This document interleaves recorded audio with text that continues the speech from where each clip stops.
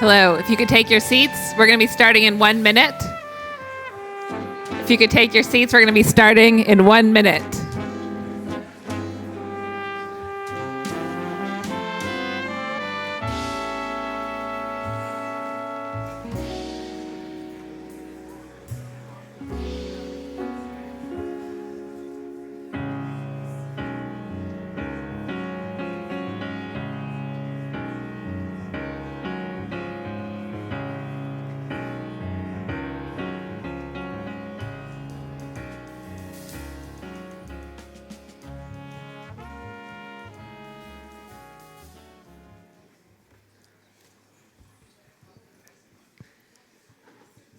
Okay, welcome back.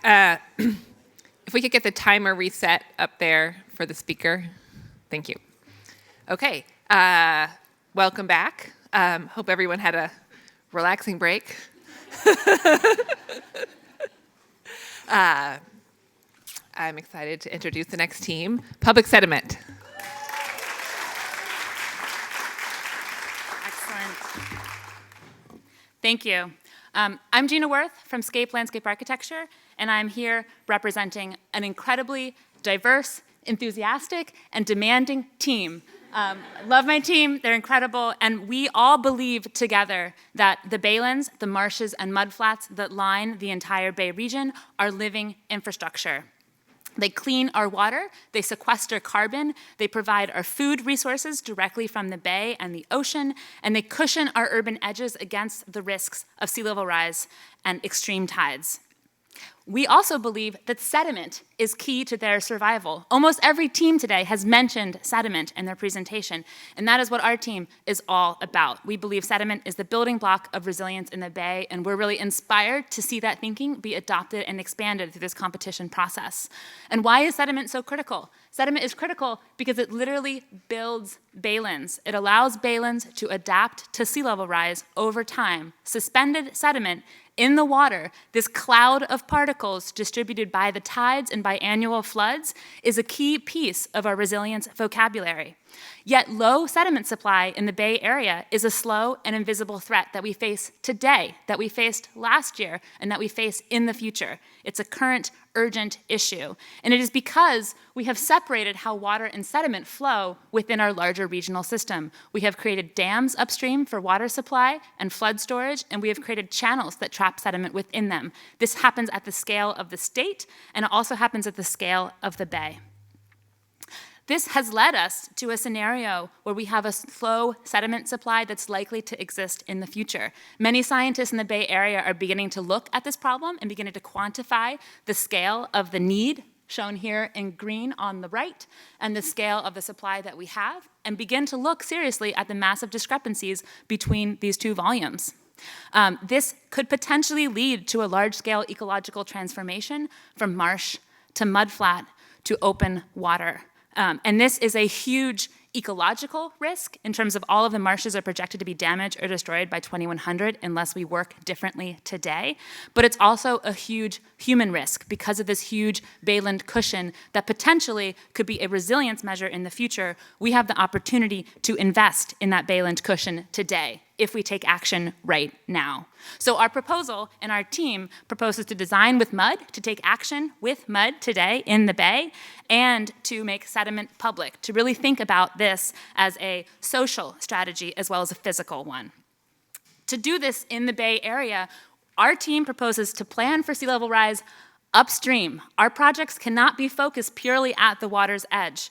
We must look and we must reframe our understanding of the Bay. We must zoom out and really look at all of the tributaries that feed the Bay, in particular, the local tributaries to the Bay Area. We are working in the Alameda Creek watershed because it is the largest local tributary that feeds the Bay. It's 660 square miles. It's almost the size of the Bay itself. It's this massive upland system. And it is home to many, many residents, even in the lower watershed, Fremont, Union City, Newark. The Tri-City area is home to over 500,000 residents living at this interface. They're living on an alluvial fan, right? This place has this incredible dynamic landscape history. of being a place that was built by this creek system that delivered sediment and water across an alluvial fan and nourished wetlands at the bay's edge. But as urbanization occurred, as the agricultural economy transformed into a residential suburb, we have locked this channel, we have locked this creek into a channel. Sediment is stuck in the system, and sediment flows have been highly modified, as well as water flows have been highly modified in this space. Sediment is trapped upstream, it's trapped in the channel, and only small amounts make it to the bay.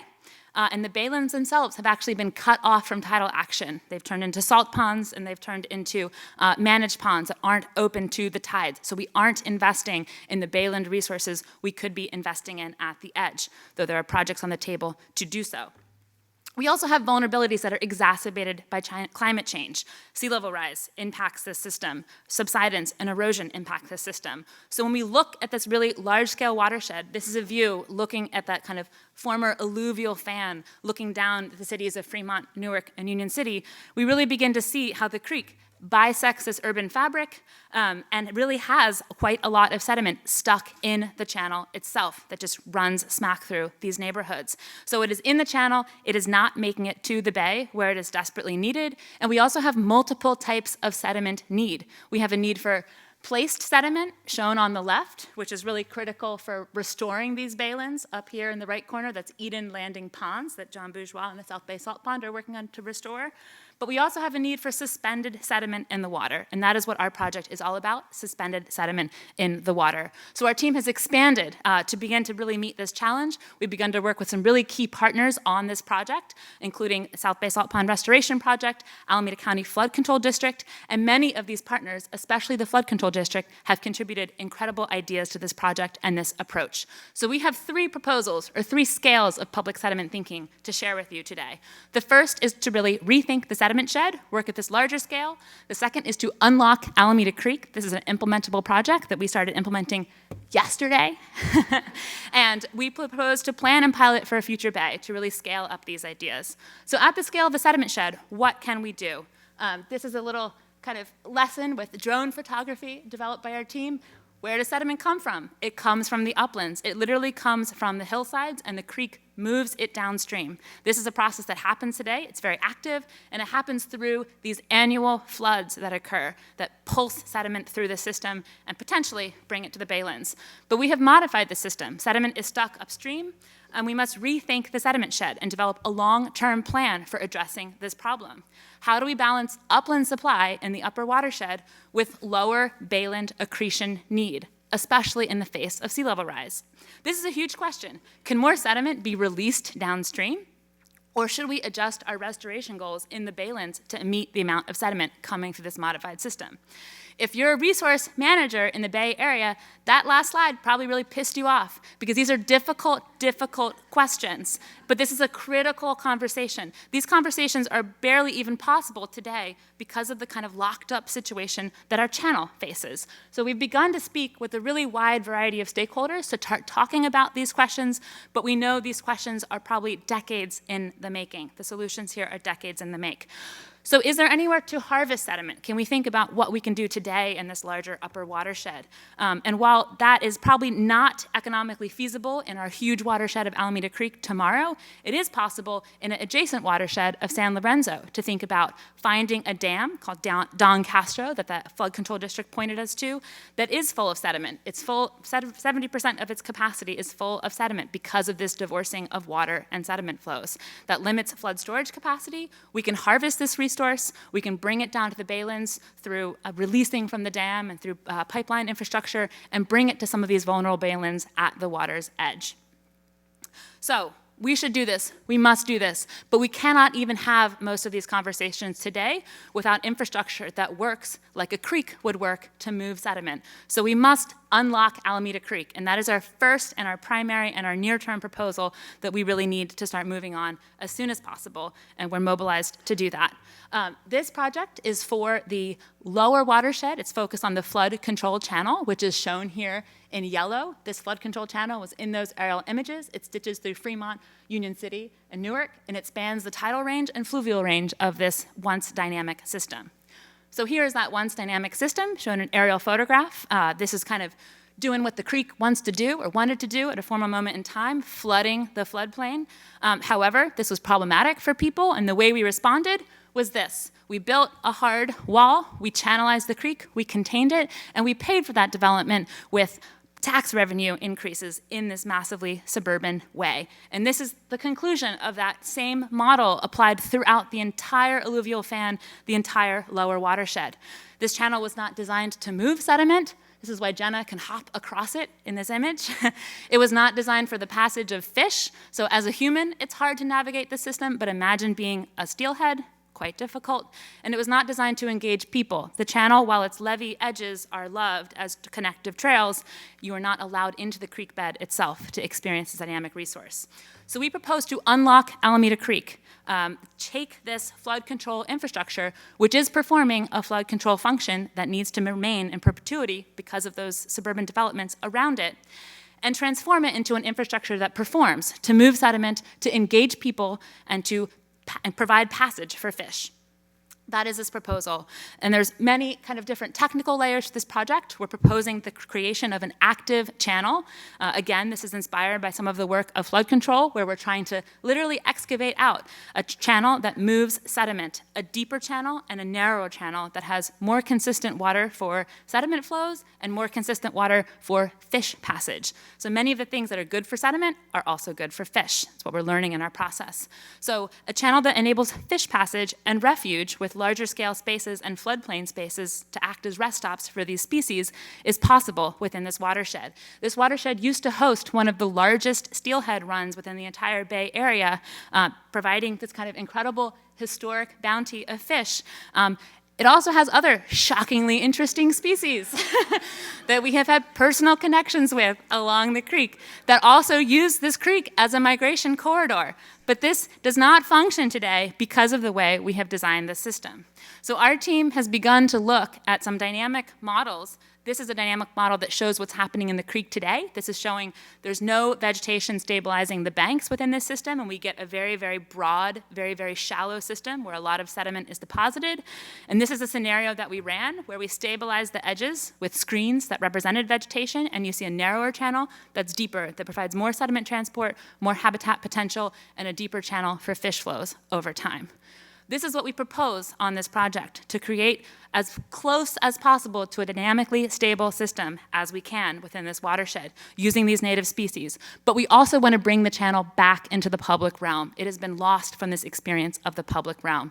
We have talked to many, many people in this watershed and really understand that in many ways, while this creek is a potential asset, today it is a barrier, it is a divider. It separates communities. There's often 2 miles between ways to actually cross the creek, like you have to walk 2 miles to actually be able to cross the creek to get to the other neighborhood.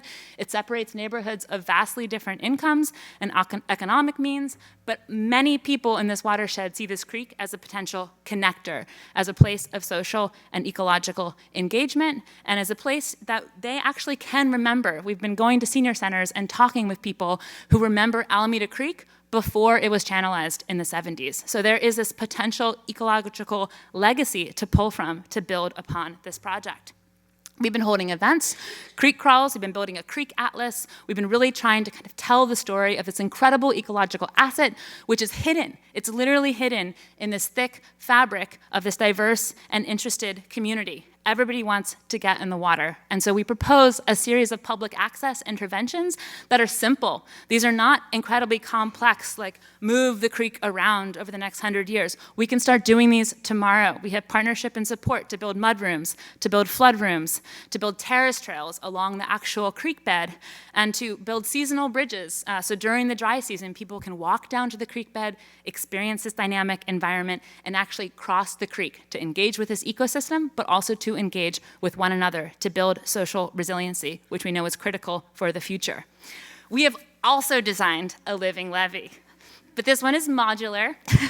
It's an incredible work from the team that really thinks about how do we create public access without creating the same types of sterile, generic edges that we have today. What is a riprap replacement? How can we design a modular system that can combine to create more space for vegetative growth along the channel, meet all the parameters of the channel that we have today, and create spaces for seeding and access along its edge? So this work combines into this project here in the fluvial reach of the creek that we're calling Unlock Alameda Creek, which really kind of combines these elements into a very simple and strategic proposal that exists within the levees because we have a developed floodplain. And so we're seeing some images and snapshots of all of these concepts coming together here in this space, these mudroom moments where children and adults can actually come and step into the creek and access the system and feel invited into the system and actually engage in a kind of messy activities of playing with mud. We have the terrace trail where people can see the rich, robust vegetation that grows along the flood terrace and get closer to the water. We kept hearing from people, I want to see more water. There's not enough water in the creek. I remember when there was more water in the creek, but there's quite a lot of water in the creek. You just can't get to it and you can't see it. So we need to get people closer to that water-based experience. And so all of this builds into, I think, an incredible piece of infrastructure that exists today to make it more multi-purpose and make it resonate in this community and make it better for the everyday experience. But this project is not just about the everyday experience. This project is about sediment delivery to the baylands. So this work, it's been estimated by flood control that this work could actually deliver 5,000 cubic yards of sediment a year to the baylands. That's an invaluable service. There are no other ways of getting that sediment in a dispersed flow to the bay. We don't have the techniques or the tools or the permits to do that. We have to do it with tributaries. How much is 5,000 cubic yards? That's not a lot when you're thinking about dump trucks and placement, but it's quite a lot when you're thinking about suspended sediment. An example is that Coyote Creek, an adjacent creek in the South Bay, provides just over 6,000 cubic yards a year with its entire flow. So this project would be like adding a new tributary to the bay. It's invaluable, and it's great for the everyday experience upstream. So how do we measure sediment? How do we design? How do we know we're actually working with the system and we're doing the things that we're saying we're doing? We propose an adaptive management and monitoring strategy that really responds to these types of interventions, these sediment-based interventions, measures them, and communicates them to the wider public. We've started this work with a workshop with Kennedy High School, developing sensors on their own to manage and monitor sediment, and we've scaled this up into a larger adaptive management plan for this tidal fluvial system and how it stitches into the community. But what happens to the sediment when it actually makes it downstream? We have challenges downstream. It's not only upstream where we have challenges. When we built this levee system, my parents' generation, we built this levee system all the way out to the edge of the bay.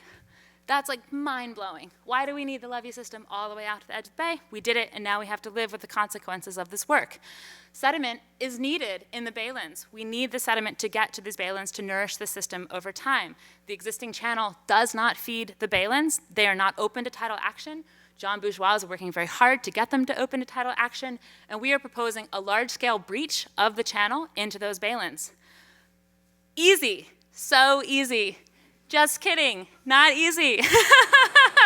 This is incredibly complicated. So this has been an incredibly complicated process that I know John has worked on for many years, and many partners, including the Flood Control District, have worked on for many years. And we have sat around the table and tried to figure out how to negotiate this breach. We feel that we've come to a conclusion, but it's a specific conclusion with a lot of detail. There's not enough time to talk about the full breadth of it, but you basically have to protect for the tidal and fluvial combined event that you might be facing if you breached the creek. And so there's a series of interventions. One that's very important is the placement of sediment for wetland restoration, but the second that's very important is this concept of perimeter protection. There's been a lot of ideas around perimeter protection, which is not levee-like protection. It's simply a kind of barrier island or tidal dissipator that helps break up the energy of the tides themselves. Different ideas have emerged around this. One idea that's been advanced by the Flood Control District has been this concept of a land mass, a large mass of land that would be piled over the existing levee to help dissipate and reduce that tidal energy. And our team has been looking at gravel beaches, which are a historic ecosystem in this area that are much more dynamic and change over time and can actually grow vertically with sea level rise and kind of increased storm energy. We've also just been excited because the creek itself used to deliver gravel and cobble and coarser material to the bay when it was a more functional creek, so it's actually a historic ecosystem in this area. But we cannot simply restore, quote unquote restore. We cannot create purely natural systems. We are working as a hybrid solution, and our proposal is to build off the work that's been done to combine these ideas of a dynamic gravel-like beach and a perimeter landmass, and we're calling this the Pebble Dune. We've given it a whole new name because we think it's a whole new hybrid innovation, the Pebble Dune, which would be a wildlife refuge and a place for endangered species like least terns who require this kind of gravel-like habitat. We've also been studying the kind of grain size it might have over time. So Arcadis has been looking through an XBeats analysis of how stable it might be with different grain sizes and different cross slopes. And so with this work, with this perimeter solution, we can connect the creek with the baylands, we can breach the creek, and we can bring these nourishing sediment flows into the system. We can also design for the fish. So the steelhead and the crazy lamprey, the steelhead for today has no transition space. We have juvenile steelhead trying to outmigrate from the system, and they have to go from freshwater to saltwater with no transition. That's like walking into outer space without a spacesuit on. So we are trying to provide more transition space for these fish in this estuarine mixing zone. It's critical. But also, what about people? People use this space. This is a beloved trail. There's a blue water experience along this trail. If we breach, we actually snip off a portion of that trail system. And we are proposing to do that, but compensate for doing that by creating and procuring larger public space investments within the baylands so more people can actually get out here and see the investments that are being made in this robust cushion. So we're proposing a bridge over the creek itself, the Bayland Bridge, and a series of public trails and access points that really expose and reveal this larger ecological network and the investments being made as a place that you can return to watch this delta form over time with the suspended sediment loads. So we have not only assembled the kind of physical design criteria to begin this work, we have also assembled a series of stakeholders to advance this project. And they are going to speak today. Alameda Creek protects the quality of life and the economic vitality for thousands of properties, which would not be possible without the flood control improvements there. Stewards care most about places they feel a part of and can interact with. Even though they live in this watershed, often very close to the creek, many of them are not even aware until they get out there that this creek exists and that this creek has resources that they can enjoy. I remember as a kid down on the riverbanks, down to the river meandered like a river does. I know a lot of people that go fishing, and I do notice that the creek is a little dried out in some areas. And it didn't used to be like that. I remember it wasn't always like that. When you take up the cover over the crawl space and you look down underneath the house, there's like a layer of dried mud that's all cracked. So we were flooded in that 55 flood. The portion of Alameda Creek that's operated by the Flood Control District starts at the bay and proceeds eastward through the cities of Fremont, Union City. I knew a group of kids that took a raft to Alameda Creek in the middle of the night. I'd love to see kids playing in that again. You would drive down Niles and you would see people fishing and playing in it. So yeah, it's a nice neighborhood feel to see stuff like that too. Water flows down the mountains. It goes down the storm drain and goes to the bay or the wetlands. Agnes. Providing connectivity between the creek channel and the baylands is vitally important. It's not just sediment, it's also fish passage. And so when we have all of these things coming together, it benefits the entire ecosystem. Taking walks and exploring and just seeing where things take you and digging in the mud and seeing what else lives there and watching things swim by. I love Sediment, Avery Church, age 2. I support interdisciplinary collaboration that gets sediment into the baylands. I support public sediment for Alameda Creek because sediment is the lifeblood of these marshes. And by creating more connectivity for wildlife and sediment, we are going to help protect these wetlands as they become more vulnerable to sea level rise. The district appreciates the work that the public sediment team has done in integrating our concepts and designs for fish passage and sediment transport into the overall scheme for Alameda Creek. I support public sediment for Alameda Creek because it brings together key stakeholders to protect habitat and provide public access. Great. So I hope everyone's feeling really warm and fuzzy because we certainly are about advancing this project. But we also want to have a reality check for the room because I think it's a really important regional planning conversation that must be had. We began to look at the sediment math Jenna on our team has advanced a lot of sediment math that basically summarizes that we still have a great need, that unlocking Alameda Creek is a first step of many steps that must occur to really be able to plan for bayland sustainability in the long term. We must pilot new techniques for feeding the bay. We need a much richer vocabulary of solutions to be able to address this problem of low sediment supply and climate change, to invest in systems that can actually mitigate the problems. We also must develop a regional plan for low sediment supply. We must scale up this thinking and think around the bay. Measure AA is an incredible example of regional collaboration and funding for baylands. How do we spend that money? How do we spend that money and connect it to tributaries upstream that can actually sustain these investments over time? These are critical questions that our team would like to have and be a part of helping plan and design for in the future. We also must invest in this cross-section of ecosystems that's required to advance this work. These are the questions that we are facing today at the bayland edge. And we are working very hard to unmake some of the problems that past infrastructure decisions have caused. We have protected fluvial systems and communities upstream at the expense of our bayland sustainable systems. We must invest in baylands, we must invest in tributaries, and really think about how to advance this work and scale it up over time. So thank you very much, and I hope my whole team can come up here to help talk about this incredible and important work.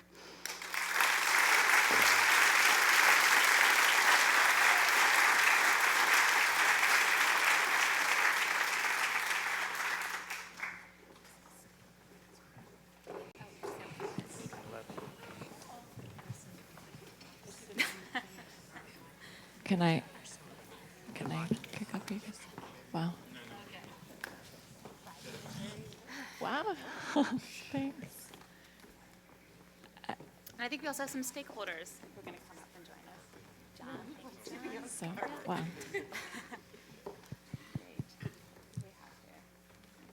Thanks so much for your presentation, and special kudos, I guess, for having it being one voice without a glass of water and presenting for the whole term. So very inspiring, and I guess, as you mentioned at the start, it's great to see how this thinking from the research phase has obviously spread to other teams' thinking as well, which I think is one of the key points of this challenge, is getting collaboration across the teams. You asked at the very end of your presentation, in the context of Measure AA, how do we spend that money? And it made me think back to a question that Hank posed to an earlier team about a more traditional form of infrastructure, right? What's the economist's eye view of it? Which is one of the major ways we decide how we spend that money, right? The kind of economic cost-benefit analysis. And given that this is a more innovative form of living infrastructure, with that caveat, what sort of exercises has the team conducted that would help convince the economists who inform the distribution of these funds as to, how is this going to save money, make money? What's the economic argument for it, as well as the social and ecological argument for it?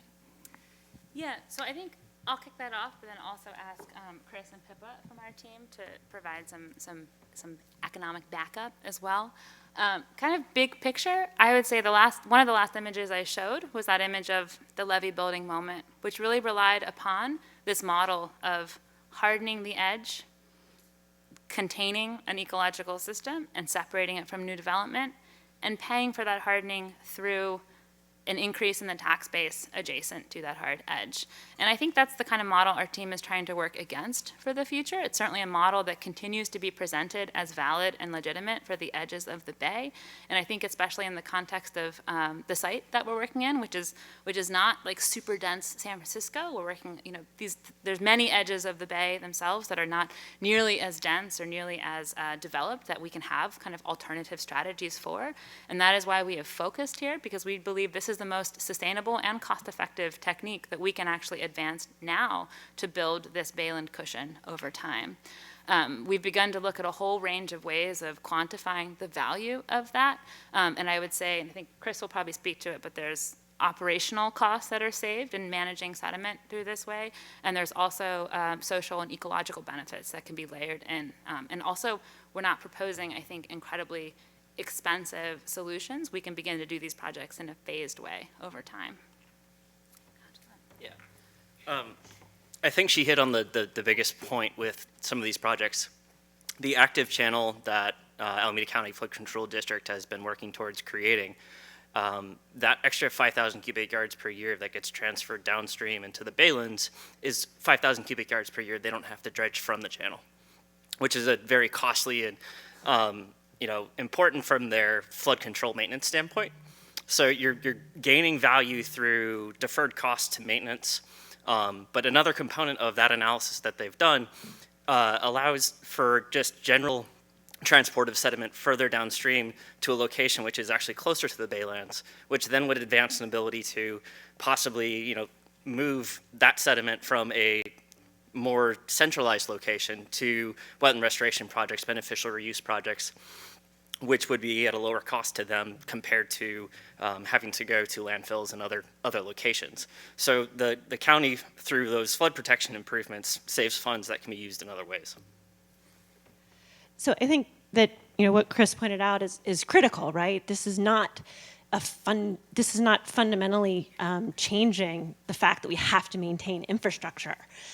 It is just finding a new and different way to do that. And so in many ways, we're just investing funds that we're already going to have to find differently. But I think at the same time that we're finding the way to fund and to sustain the flood control, the flood risk reduction service that the hybrid infrastructure that this creek already has, right? The flood control channel and those protective baylands into the future, we are unmaking the negative impacts that they've created on the community. So the other side of the equation is actually generating benefits for access, for mobility, environmental justice, and ecosystem services that have been compromised in the past.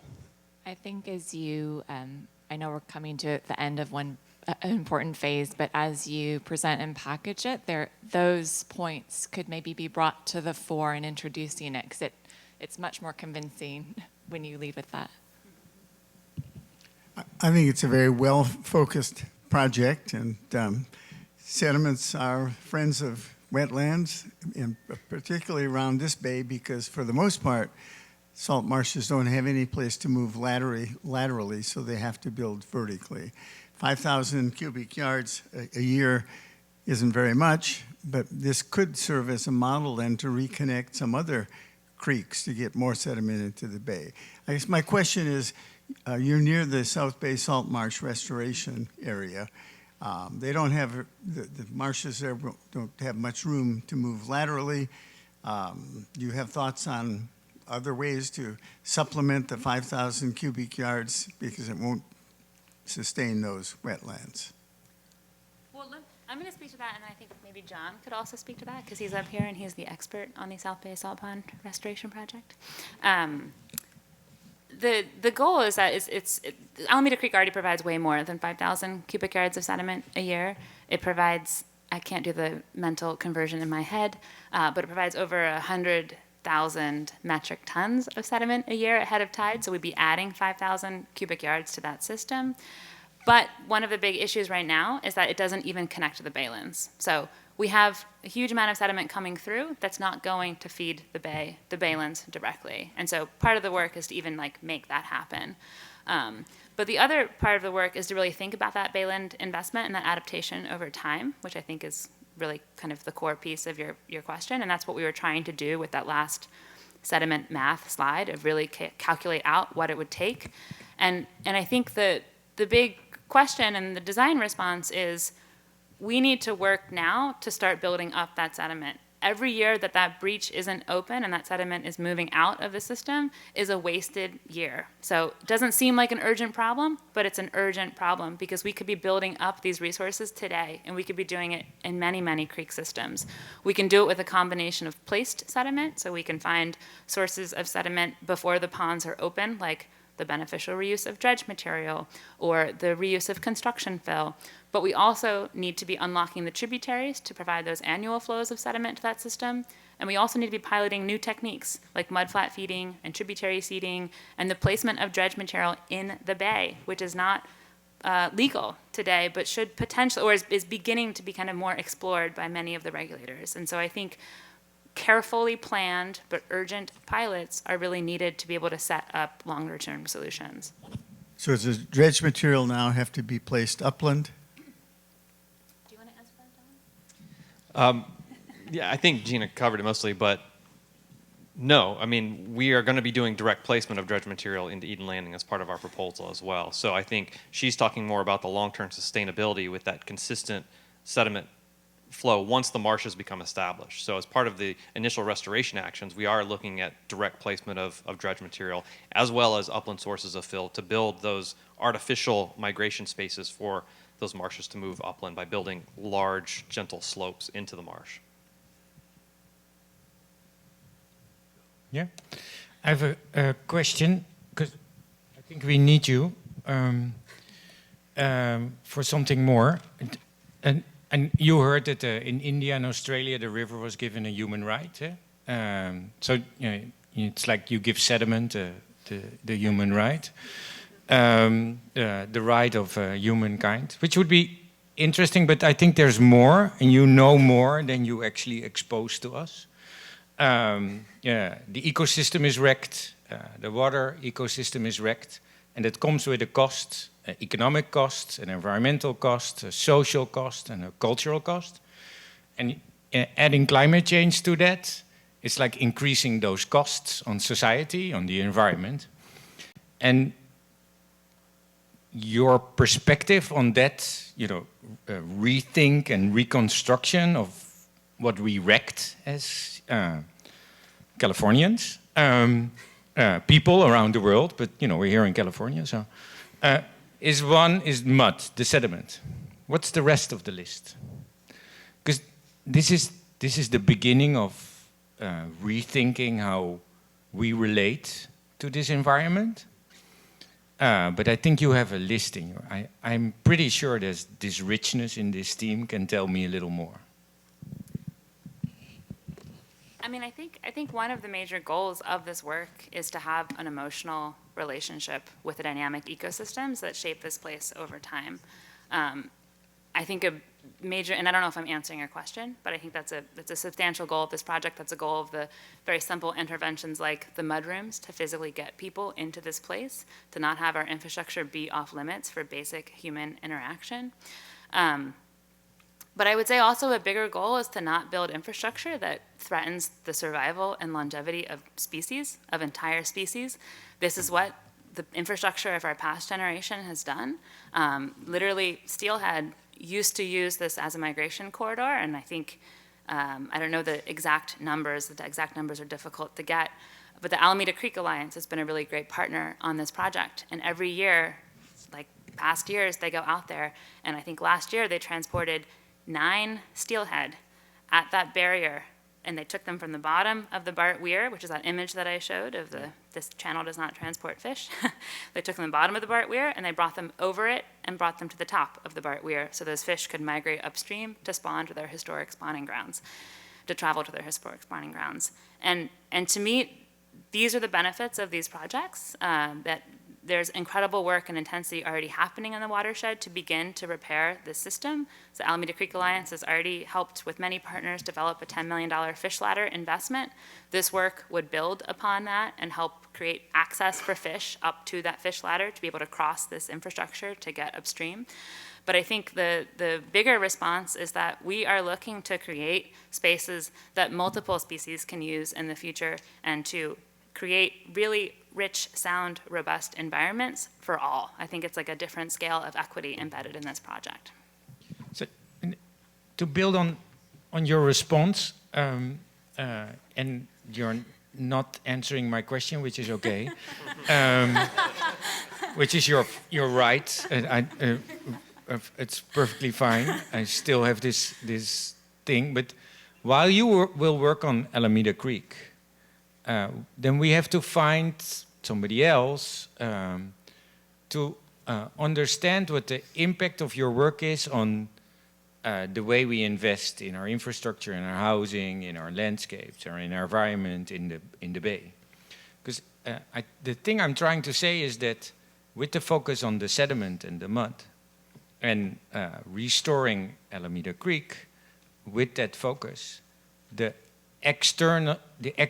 positive external impacts on the way we develop our human environment is amazing. But that list, somebody has to draft the list. And if you can't do it, which is fine, work on the sediment and deep dive into mud and do it as best as you can, which is amazing. Somebody else has to make sure that that is happening too. Because otherwise it becomes an example, but also an incident. And then the cascading effect of all the other investments around you will actually turn this amazing creek into an amusement park, which is not what you want. I guess I disagree, because I think this is a replicable model for many of the tributaries that line the bay, and I do think we're proposing a paradigm shift in how we invest in the baylands. By calibrating upstream resources and downstream baylands, I think we can make different planning decisions about wetland investment and about infrastructure investment here. But that list is then as critically important. It is, yes. The moment you work on Alameda Creek, it will take some time, and at the same time the dynamics around the bay will continue. Yeah. So if the list is only focused on the sediment and the restoration of the creek, and does not provide the recommendations on how to plan, how to invest infrastructure, how to build your house, how to around the bay with all these creeks that are getting ruined day by day a little more, then the impact of that is not happening. So that is what I'm aiming for. That's why this, in many ways, Alameda Creek is a replicable model for the bay. And if we want to convince people to invest in this, then there needs to be a proof of concept. And so this can be overlaid. I totally agree, but it's not about replicating what you're doing with the creek. Yeah. It's about taking already the lessons learned while you're not even there, and using those lessons not for other creeks, but for planning investments on infrastructure and housing. So it's like fast forward 50 years, evaluate your project, bring that evaluation to today, and then not talk to creek people, but to asphalt people and concrete people and housing people. And I'll turn it over to Claire, which is why the monitoring and sensing of this, because proof of concept, people need to see something in place that works, and they need to see that people are accessing the creek as well. I know, but you should be more bold.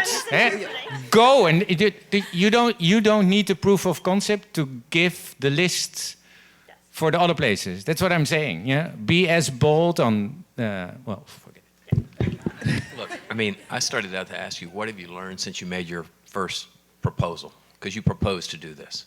Right. Okay, so you should have learned something in the process of doing this. I like some of the things you did a lot. The historic photos are really powerful. The way it used to function, you can't lose that. I don't like living infrastructure as a term. I think that degrades ecosystems. I think it's an amazing step back into some concrete world that I don't have any idea why you went to that. Because living infrastructure, I mean, it's like human infrastructure. We're not. But I think that the replicability question is a kind of canard for something bigger. We have these problems of impaired hydrology all over. I live in a place that's dying because sediment can't get there. And it's not just the Mississippi River, it's Bayou Lafourche, Bayou Terrebonne, all these places. And it's the human aspect where they built alongside these things that the historic pictures show that have killed the opportunities. And how do you untie this problem so that you can repair hydrology? Because otherwise it's just a sequence of moving to the next disaster zone. So I think that really I want to ask as much as I can, what have you learned in this process that you can now do something with, yes, for the Bay, but also for elsewhere? Well, I'll start with that, but I also want Brett to maybe answer this question kind of at the scale of the Delta and the larger region, because this is a very scalar issue, just like it is in Louisiana, Mississippi. I think for our team, one of the things that we really learned was we started this process and we had this kind of cross-section of solutions that we wanted to really begin to look at. One was dealing with the dam infrastructure, and I think that was the one that our team was shocked, right? Like in terms of even talking about some of those questions of, do we calibrate the Bayland goals in a different way to address the limited sediment supply that we have, or do we think about actually sending more sediment downstream from these dams? Like, those questions ignited fires in our conversation, and it was so controversial. We just began to realize the enormity of those questions and the long-term political implications of them. It began to kind of touch the water delivery systems of the entire region. So Alameda Creek is a water source for the residents of the creek itself, but also for San Francisco, city of San Francisco. So it's this kind of watershed that's managed in many different ways. The case study that we've been using, because we have been talking with a lot of partners about, would it be possible to pulse flows down the dams and release more sediment downstream?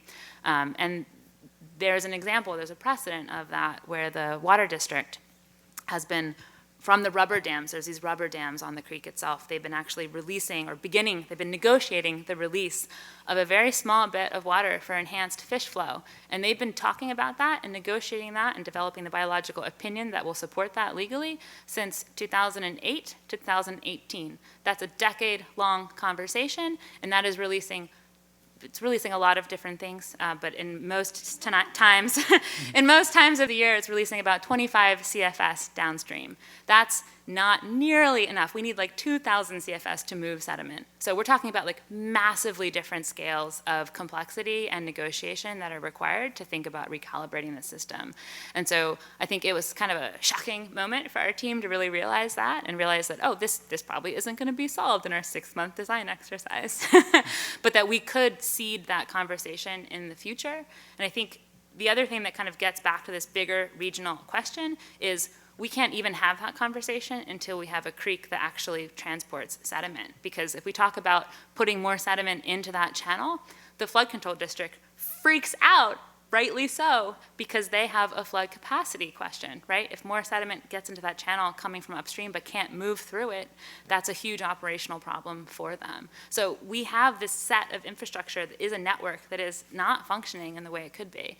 And so I think we're very focused. I think, Hank, you rightly point out, we're very focused on Unlock Alameda Creek because it unlocks this larger conversation at many scales. And I want Brett to talk about, Sorry. So I was just, first, you're, I think, the first group that sort of talked comprehensively about designing for wildlife. So I just wanted to acknowledge that was really interesting to see. But actually, my question pertains to the people part. We've seen a number of groups come through who have talked about the fact that actually in getting this sort of larger group of stakeholders that weren't government or organizational entities, that they really had to lead with what was feeling urgent to people and then layer in the climate piece on top of that. And it felt, or what I got through most of the presentation, was the people connection was more around the restoration and connection to wetland, even though there was an initial piece that talked about some of the disparities in housing and income, et cetera. And so I'm just curious, in the conversations that you had with people, the degree to some of the other stuff came up, and then because your proposal does seem kind of really narrowly focused and very strongly, but how are you talking about addressing some of those other needs and desires that might engage a larger group of champions in this beyond just the sort of regulatory and organizational bodies? Thanks for that question. Dying to answer it. It's a fair point. So it's true that when we ask community members, what do you care about, they don't say sediment. There was Avery did, but his mom works for the water district. Anyhow, might have been prompted. Anyhow, they're talking about other things, and the truth is that the way we've sort of approached outreach is not to say, loved sediment. It's what do you care about? What are your top issues? And we led with those. And the reality is that, you name me anything, any issue in the Bay Area, and I'll tell you how climate change just makes it worse.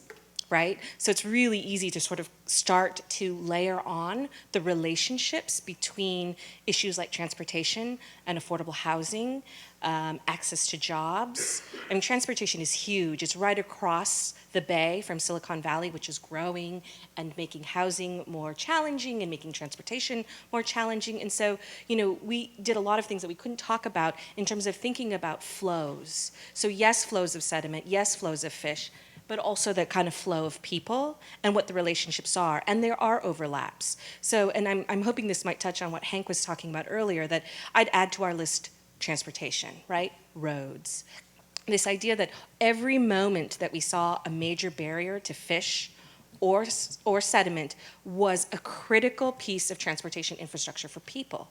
So these are really complicated moments that we're really looking to sort of untangle.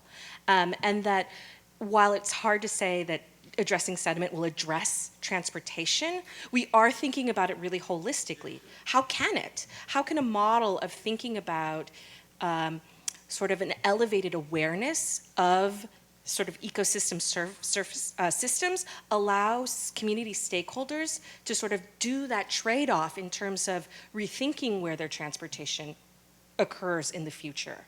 Right? And also thinking about these moments as places to bring people together to kind of improve social connectivity, because we know that is just as critical as infrastructure and ecosystem services. Like, we need people to know each other and love that landscape. Okay, that's a great place to stop. Thank you.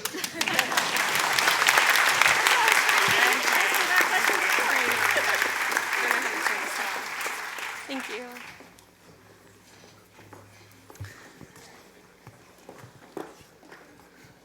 Thanks, everyone. We will, in just a moment, get started with the next presentation from Hassel Plus. You can let them. Thank you.